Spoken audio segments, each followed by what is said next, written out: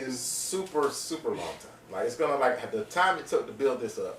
He has to continue that much time because as epic as Aizen is, whoever is the ending villain, it has to top that. So he has to have a build up to either match or surpass that. It's kind of like with Bleach, maybe the reason why it's tough on me is because after he beat Aizen, they pretty much broke everything down and started over. Like maybe if there was a way for them not to have done it, like keep it going but not have to basically break everything down, then maybe I would have liked it a little bit better. Like I know that's probably the best way to go about it, but it just seems like, okay, we're starting from scratch again. Rather than this show has been going on since 2005.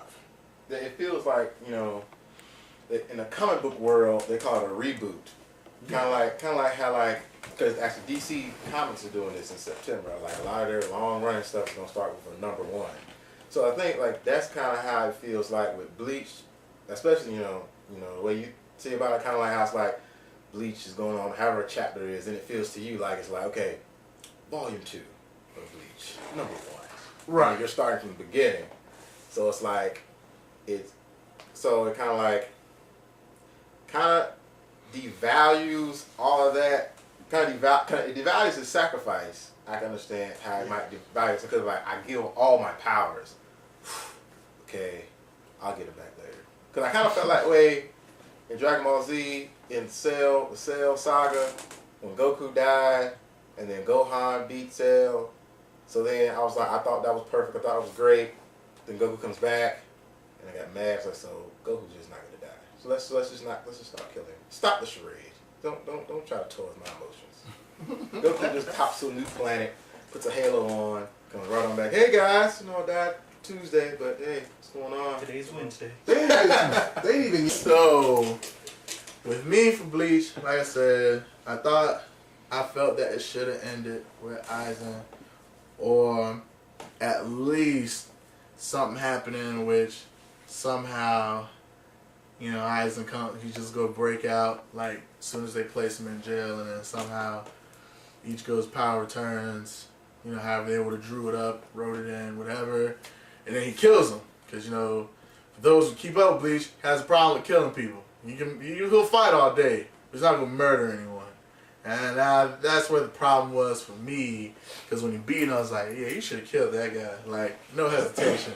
Like, I would have stabbed him. If I was Ichigo, before I would have stepped in the 4th dimension, caught Aizen's sword, bam, arm cut off, bam, pierced, chopped just below the heart, pull the blade out, step in the 4th dimension, final Getsu Tensho, boom, you're dead. You know, period. Like, that's what I would have did, you know, because I'm like, you don't need to live anymore. You're the ultimate evil, apparently, within Soul Society, the Serite, all that good stuff. You don't need to be around because you've caused a lot of problems and a lot of, you know, darkness for a lot of other people, which is why a lot of people are the way that they are. But, you know, Ichigo goes, I can't kill anybody. Oh, my God. You know, I'm only in high school. Freaking out. So, loses power. You know, and it was like, hey, it came out with another episode or another manga, so I started reading, and I was shocked because like he's chilling, and it starts out with his pops and Urahara talking, and you know it's like they're having a meeting, but you know the conversation just seems to be broken up. You know, they're just litigating about something, and of course Ichigo is just walking around, just an average Joe now. He doesn't have his powers anymore. But everything that he did to train is still within him. So, you know, physically, he's faster, he's stronger than a lot of people. So, you know, people be trying to test his gangster and get raped in the face.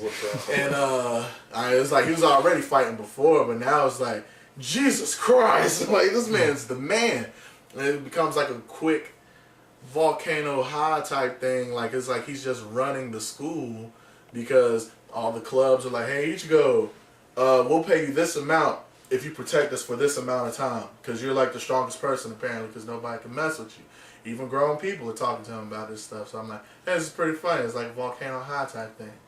And, you know, the nostalgia of him watching Chad eating away and Uryu running off because, you know, they're going to fight some hollow or something. And he has that face, and Urahara always looks at him like, yeah, I'm the man now because now I'm the strongest since you lost your power. And he dips out. And, you know, so you feel bad. And then this random guy with the slick back, cool gelled hair gets jumped. And Ichigo comes in and saves his behind, and the dude was gauging him.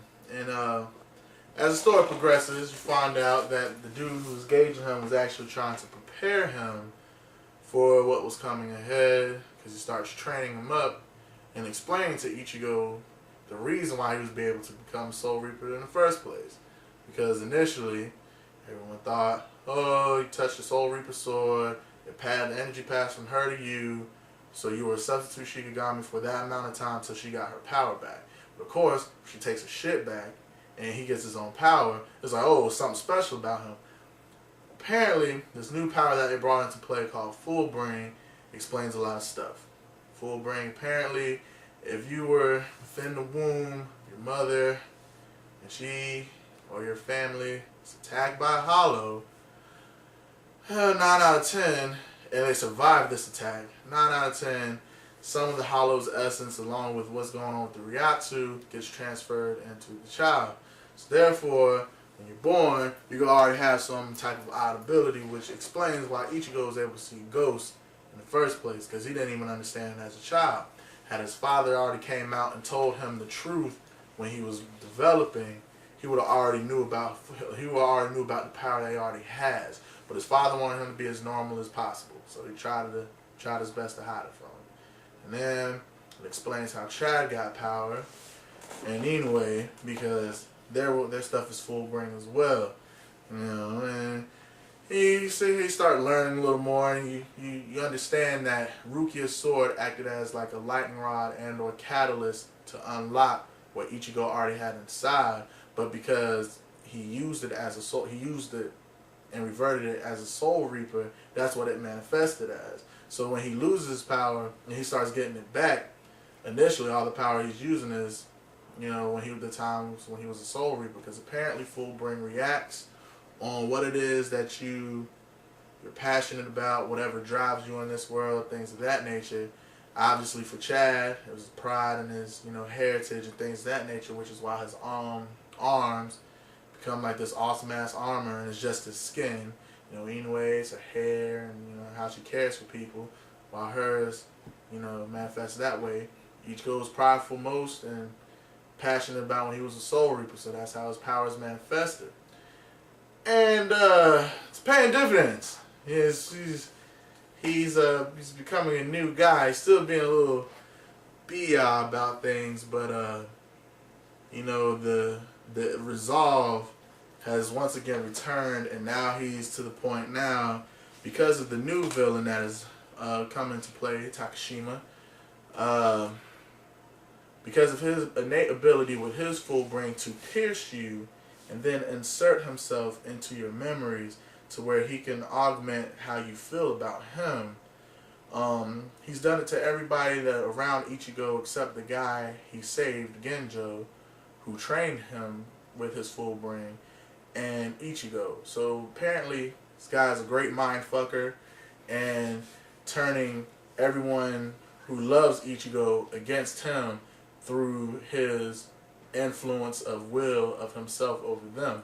So they're like, oh yeah, he's you know, this guy helped us defeat Aizen. Remember when he helped save the Sarate and save Rukia's life? And of course, those keep up with Bleach, that makes Ichigo livid, because Ichigo died, I don't know, a bazillion times doing all of these things. And for you to spit in his face and protect this man who you don't know, or whatever. And apparently, I'm under the assumption that his power has more influence the closer he is to you. Because initially when he stabbed Chad, Chad was freaking out and everyone asked him what's going on. He's like, oh, nothing. I just thought about I need to go get up with my friend Takashima. Takashima wasn't around. Chad asked himself, why did I call this guy my friend? Because he just stabbed me in the chest with that sword. Like, I felt it go in my chest. But I just called him my friend. There's a problem with that. And he's fighting with it. But apparently, like I said, I've noticed when he gets closer to people, apparently it's not even like a contest. People are just drawn to this man because of his particular Fullbring's ability. But considering he has this influence over everyone in Ichigo's life, with the exception of Genjo, who trained him, the best solution, Ichigo will actually have to go against himself and kill a man, which apparently he has no problem doing now, because this is really just pushing him over the edge. Jumps into battle with the guy. He's now got his Fullbring on lock. He looks like a Guyver, Power Ranger, Hollow Ninja thing, and murks this guy's arm off. He's about to, keep defeating him, and take him down. And the guy's like, I see your Fullbring has come to fruition. You're at full power now. Ichigo's like, please go up while you can, because understand, I'm here to kill you. And not even sure if they, by killing him, will release his influence of him over his friends. But that's the only solution that they've got right now. Because he put Uryu in the hospital. And he's the only other person who wasn't stabbed. He got beat up by the guy, but he didn't get stabbed. And, yeah, so there's a lot of epic battles going around. A lot of unnecessary filler. Inoue and one of the girls on the team talking about how much they love Ichigo. Want to be on his ding-dong. Just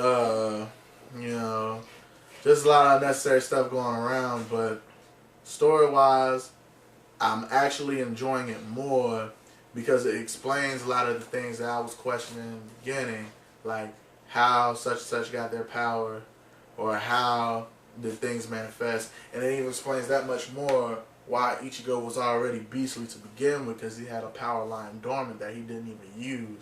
So by him maxing himself out soul-wise when he fought Aizen, it actually level 2 unlocked what he already had within him to begin with. It just had to be manifested, and he just had to figure out how to do that. So I'm actually enjoying it right now, and the battle's pretty dopamatic, especially with Urahara and his pop still talking as if they're going to jump him and take his power away again, because it seems like they're trying to take something away from someone. You just don't know who it is, and I feel like it's going to be Ichigo, but I don't think anybody can survive without that guy. It's like Goku. Goku finally leaves after they beat Shenron. It was like, okay, look, I'm going to travel the universe with this dragon. And, yeah, you guys don't need me anymore, but if you ever need me, hey, scowl, I'm there. So I feel like this is what they're doing with Ichigo, is the whole Superman complex. It's like they want not to need him, but they have to have him. So, yeah. And I'm enjoying that. So, megastream.com, every Wednesday / Thursday, Bleach Naruto. Yeah, it's greatness. It's great stuff. You gotta keep up with it. You gotta do it. But that's my argument. Some of y'all out there in the world, you probably feel different about it. Don't give a damn. It's a great thing. You know what I'm saying? I love action. I'm an action buff. I like fights. But I also like things being explained as well. So if a story can do both of those things for me, I'm pleased as punch.